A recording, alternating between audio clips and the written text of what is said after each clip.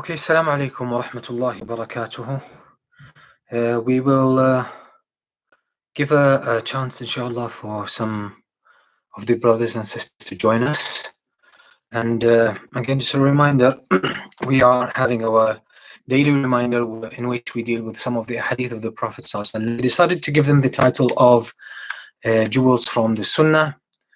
Lots of gems that we can find in the words of the Prophet sallallahu alaihi wasallam. And we're dealing with the book of Riyadh al-Salihin by Imam al-Nawawi, and we are reading from Kitab al-Adab, the book of manners and etiquettes. So we got to a point, to the section or the heading Babu Ikram al-Dayfi, which is basically a second, skip them and go straight to the hadith of the Prophet alayhi salatu wassalam.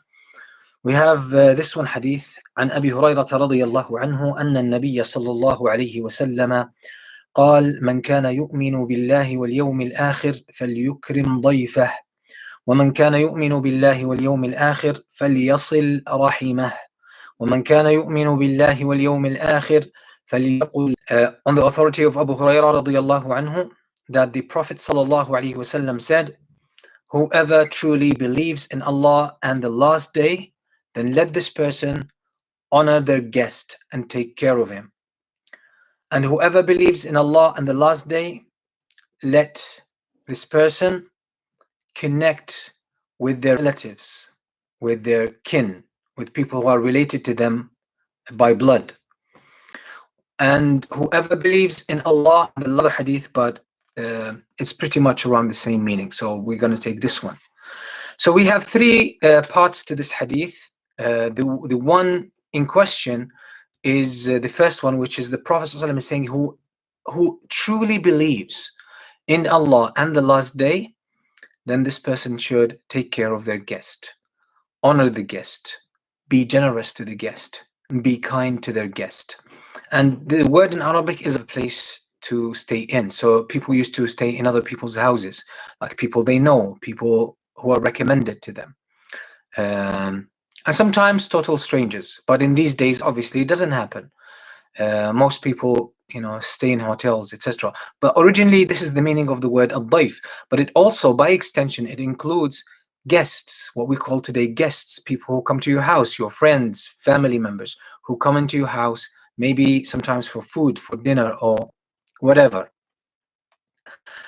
So the good or the beautiful thing about this hadith is that the Prophet, and this shows the connection. This shows the connection because Iman in essence is in the heart. The essence of Iman is in the heart. But Iman as a concept in Islam, it includes what's in the heart, which is faith and belief. And it includes how this faith is translated in words and actions, physical actions. Iman covers all of this, of faith in Allah and the last day.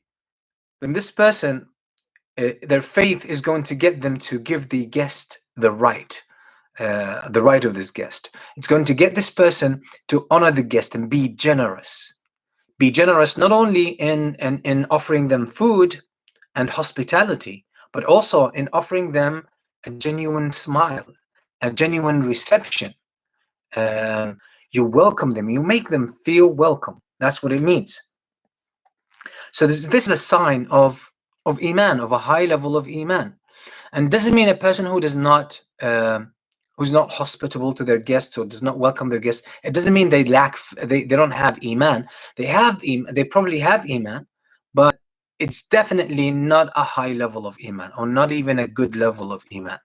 Because if a person has Iman brings about this sense of decency. It brings this beautiful character with it. And thus the person is generous. The person is drawn because of Iman to the best behaviors and to the best of character. They are kind, they are gentle, they are respectful, they are considerate, they are generous, they are forgiving, they are supportive, they are fair. These are all reflections of Iman in the heart. The second part of the hadith, the Prophet ﷺ, who are related to them and by blood, meaning obviously their immediate family, siblings, parents, apparently, children, kids, uncles, aunts, cousins, and the circle grows bigger and bigger.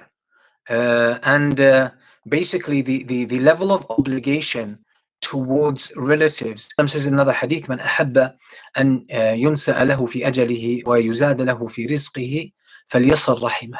Whoever would like that Allah expands or extends their lifetime, and that Allah increases their provision and their rizq, and gives them more, let this person connect with their kin, be connected to their relatives, to the people who are related to them. And it shows this is a hallmark of goodness. This is a hallmark of faith and the sound fitrah. So the Prophet ﷺ is saying that if a person has a good level of iman or a high level of iman, this is definitely going to translate in the form of connecting to those who are related to this person, and being generous and being dutiful to them and treating them well, giving them their rights, and maybe even more than their rights, being kind and gentle and generous towards them. And the third one, the Prophet ﷺ says, whoever believes in Allah and the last day, let this person say that which is good, or they remain silent. Again, this is another example of how faith translates in physical terms. That it shows that iman is the seed of good character. Faith is the character, and a person. The Prophet ﷺ says in a hadith, إن من أحاسنكم وأقربكم مني مجلسا يوم القيامة أحسنكم أخلاقا.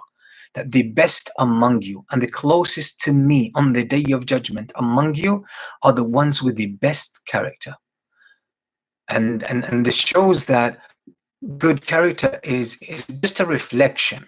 It's to show in these three areas: generosity, hospitality towards guests, and dutifulness and connection towards those who are related to this person, and good speech.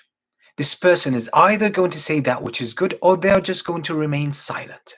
They see no need in their life under any circumstances to say something, not to see life differently, from a positive light, from a higher ground, where and this kind of view on life makes us people of high character, people who choose what is moral and do it. And this is human nature. This is how iman interacts with our human nature. What iman does, sets human nature right. It makes us the best that humans could possibly be. That's what iman does to human beings, and it does that internally and externally, meaning in their heart they become more honest, more truthful, more they have more goodness in them. They grow the seed of goodness inside of them. This is what iman does, and this obviously leaks outside into how they carry themselves in public life, in dealing with others. You're going to see this actually reflect. And that a true Muslim, someone who truly believes and is a real Muslim, is someone that people are not an object of his or her harm, whether verbal harm or physical harm. Why? Because if a person has iman, if a person has a good level or a high level of iman, apparently that makes them automatically a person of good character. And a person of good character is not going to target people to harm them. Beautiful aspects of good character, and how iman really transforms the person inside, within, which is in their heart and their mind, and also in their external behavior. So again, this is a great lesson that we can take from these wise words from the Prophet sallallahu alaihi wasallam. And again, when we try to implement them, we should not implement them without their seed, the seed of faith.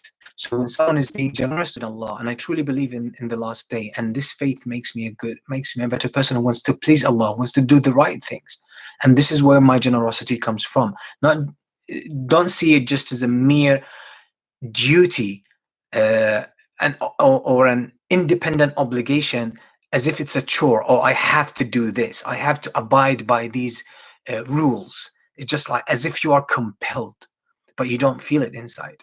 That it would be deficient behavior becomes a mere reflection of that state of faith. So again, we can see, subhanallah, the teachings of the Prophet ﷺ just guide us to what is best in every aspect of our life. And again, sometimes this doesn't show in the life of the Muslims, or if it shows, it doesn't show in its best images. And the reason is, I would say, probably the unoptimal approach that we take sometimes to implementing the religion of Islam, or to following the Sunnah of the Prophet ﷺ. Often when people implement, this is a huge issue.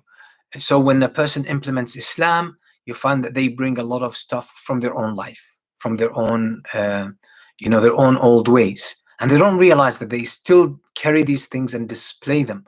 And what this ends up doing, actually, is giving a bad name to Islam and bad name to those who practice Islam, whether among Muslims or among non-Muslims, again, and Islam. But in their life, maybe with their spouse, with their kids, with their siblings, with their parents, with their cousins, or even with their colleagues and their friends, people have high expectations from such people, and they are supposed to act from a very high standard of morality. And when they don't do this, and sometimes they're just not aware that they are carrying the baggage from their past and from their upbringing, they're not aware that they don't realize they just, again, all of this will eventually be done in the name of Islam, even if the person doesn't mean so. Because, again, humans think by association. So people see a practicing person behaving in a certain way, automatically they're going to assume they're going to associate practicing Islam with things like, with behaviors like that, negative behaviors, and then they will associate Islam with that. And definitely this is not a good thing. Okay, I ask Allah subhanahu wa ta'ala to help us practice these gems from the wise words of the Prophet sallallahu alaihi wasallam, implement them in our personal lives, our public lives, and hopefully with that we develop our character.